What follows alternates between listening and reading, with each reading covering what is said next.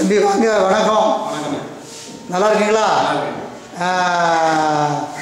நீங்கள் பெயிண்டர் எத்தனை வருஷம் வேலை பார்க்குறாங்க? பெயிண்டர் 4 வருஷம் வேலை பார்க்குறோம். உங்களுக்கு வயசு என்ன ஆகுது? 23. 23? கல்யாணம் ஆகிட்டா?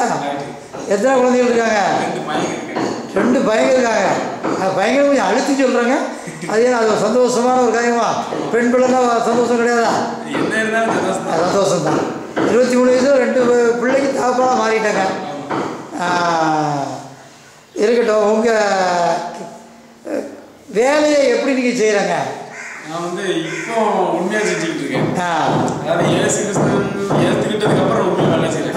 ஏசு கிறிஸ்து ஏற்றுக்கொண்ட பிறகு நீங்கள் வேலையை உண்மையாக செய்கிறாங்க. அதுக்கு ஏசு கிறிஸ்து தான் நீங்கள் சொல்கிறாங்க.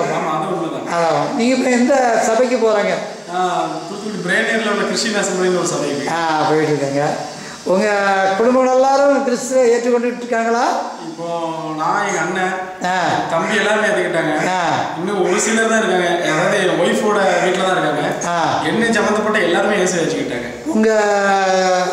உங்கள் அம்மா வழியில் உள்ளவங்களாம் ஏற்றுக்கொண்டாங்களா? அம்மா வழியில் எல்லாருமே ஏற்றுக்கொண்டுட்டாங்க. இயேசு ஏற்றுக்கொண்டதால என்ன சந்தோஷம் உங்களுக்கு என்ன கிடைக்குது? அதாவது பணம் பொருளும் இல்லை, அதை விட வந்து ஒரு சமாதானம் இருக்குது. சமாதானம் இருக்குது. ஓ, நல்ல ஒரு காரியம் சொல்கிறாங்க. வாழ்த்துறோம்.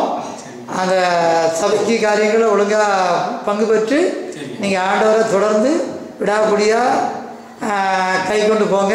நிச்சயம் ஆண்டவர் உங்களை ஆசீர்வதிப்பார். God bless you.